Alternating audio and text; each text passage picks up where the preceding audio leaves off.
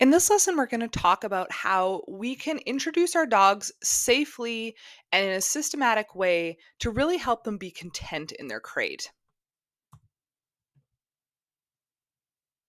Crating is really useful for when you first get your puppy for potty training and sleep training, but it's also really important to have a safe place for our dogs to travel in the car. It's great for when we are trying to manage them through puppyhood or those tricky adolescent periods.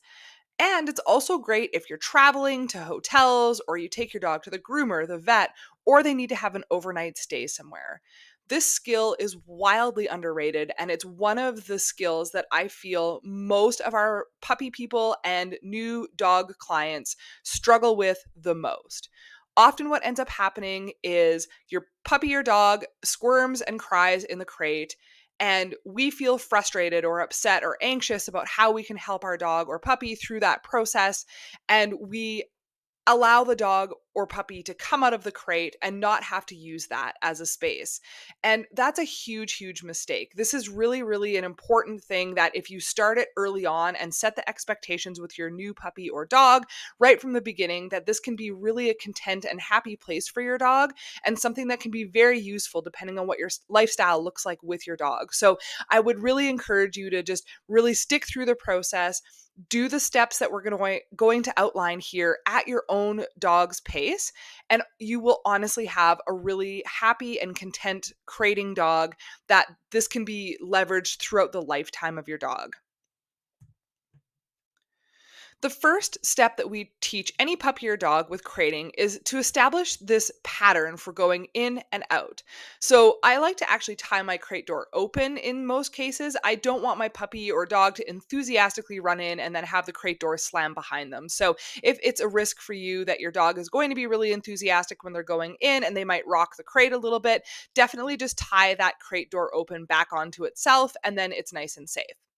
So, what you're going to do is have that crate door open, toss in some treats for your dog.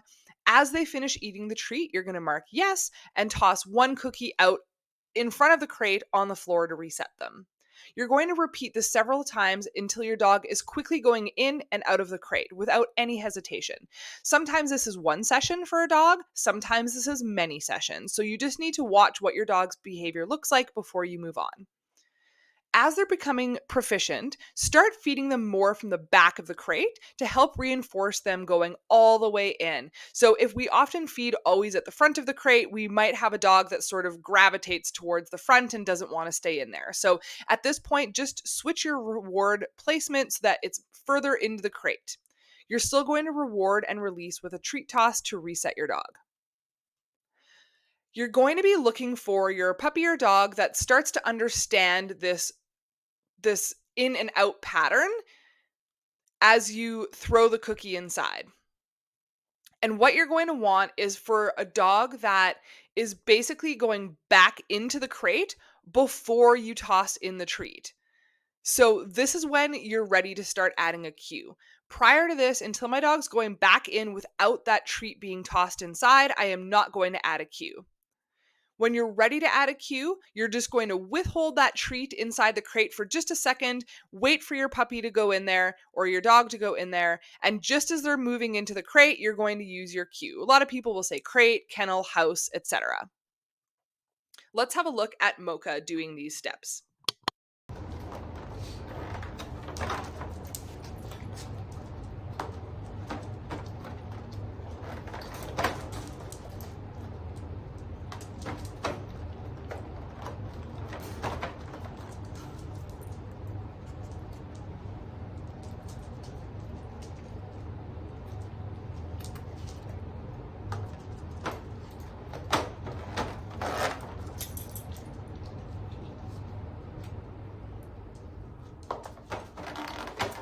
Stay.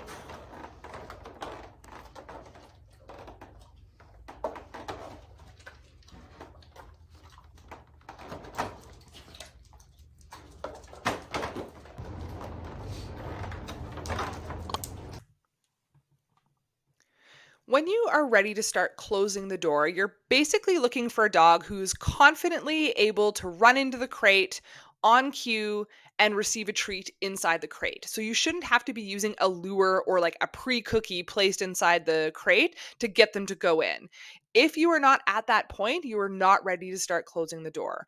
Often we rush this step and our dog isn't 100% comfortable, and this is where the trouble starts to set in. So, warm your dog up with the previous steps several times just to get them going in and out of the crate on cue. Then, next, when you toss your treat into the kennel, you're just going to gently close the door behind them.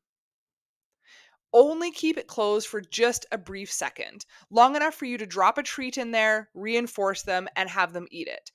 Almost before they're finished eating it, though, you're going to want to open the door and deliver another cookie for them to eat inside the kennel. And as they finish it, you're going to give them their release word and toss a cookie outside. So I typically say free or out, something like that. We don't want to open the door for our dog if they aren't calm inside the crate. This is really, really critical, and it's another big mistake that I see people make. So at this point, the door should be closed for very, very short durations, just enough that you can literally drop a treat inside and feed your dog. Don't leave the door closed so long at this point that your dog starts to panic, vocalize, or paw at the door.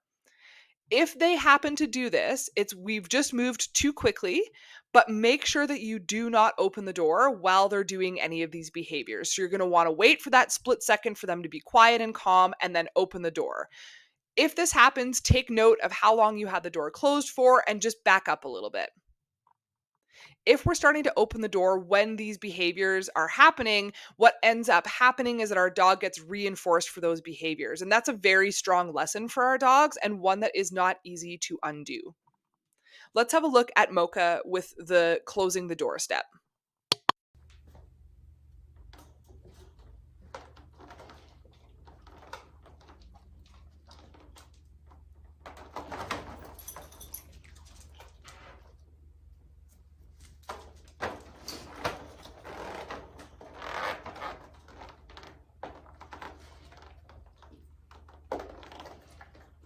Out. Good girl.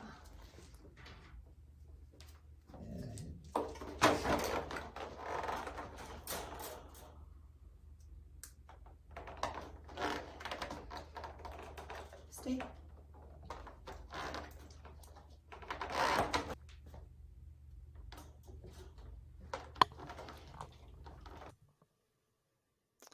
All right, so now we're going to work up to having some supervised time in the crate. We aren't going to just work up to having the dog in the crate with the door closed and then abruptly leave them. So, this is a really important intermediate step that I think a lot of people often overlook. And when we go back and revisit this for a lot of people, when we're troubleshooting their crate issues, this is the piece that helps sort of bridge the gap for our dogs. So, we want to start leaving them in their crate with a little bit more duration once they have a positive association. But it's going to be supervised. You are going to be there. You're going to be working on your laptop, scrolling on Instagram, reading a book, folding some laundry, but you're going to be pretty much right beside the crate, but your attention is going to be split. So in this way, we're not really focusing on the dog so much, but we're sort of just in the area to support them. I typically tend not to walk out of sight, at least for the first few times that I do this, just so that I can ensure that my dog is comfortable. So to start out with, once your dog has this positive association, you're going to work on having them spend supervised time in their crate. Position yourself near the crate so that they can see you. Get out their favorite enrichment activities. So a bully stick, a frozen Kong with their meal inside of it, and you're going to put it in there and close the door. You're going to go sit down, read your book, fold your laundry, whatever it is that you're choosing to do in this moment, without leaving your dog too far. So you should more or less be within eye shot at this point.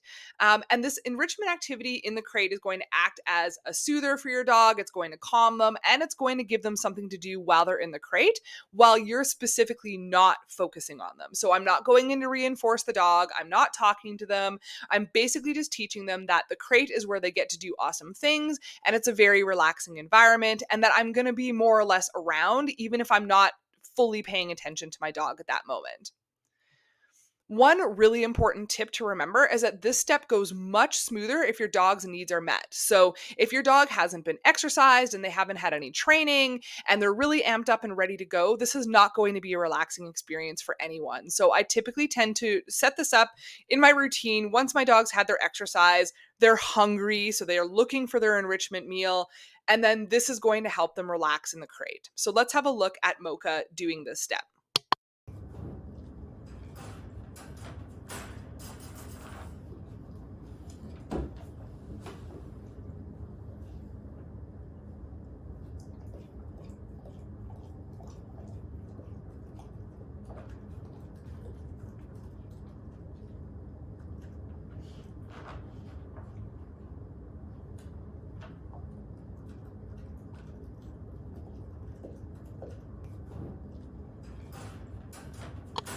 As with the previous step, it's really important that we let our dogs out of the crate before they start getting restless and whiny and start developing behaviors that say, hey, human, let me out of my crate.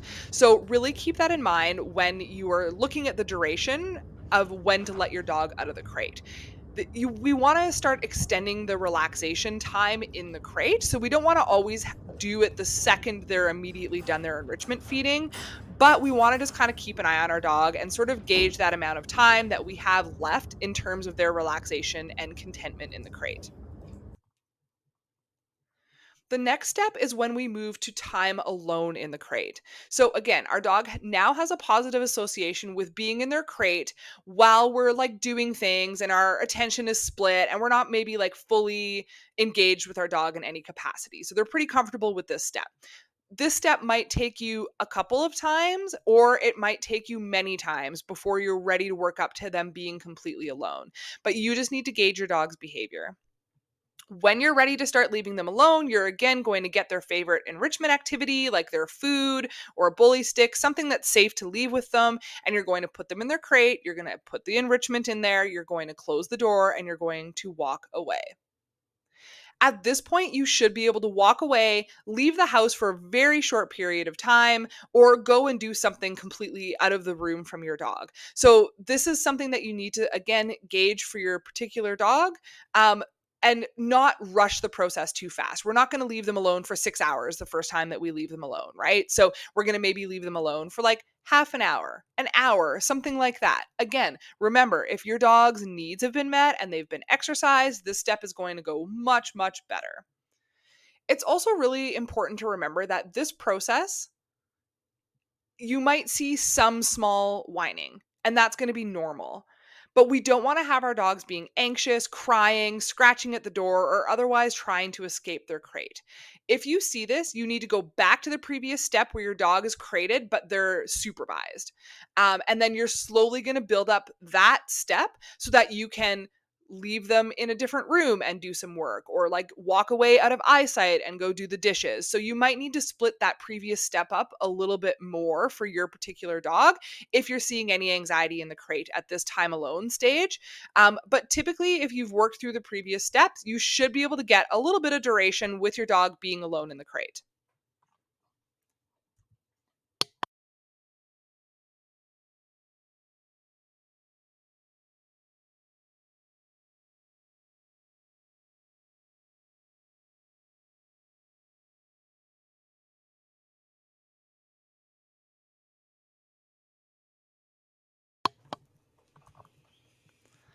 So, really, to summarize this whole content creating strategy, remember that this is going to be a process.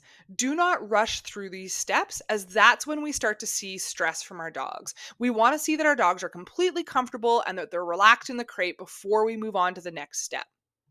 If you're starting this from a puppy, this process honestly will not take very long at all. Like a lot of people can really move through these steps in a very short period of time, a matter of a week or two often, especially if your puppy's breeder had given your puppy some crate experience. It goes very, very quickly.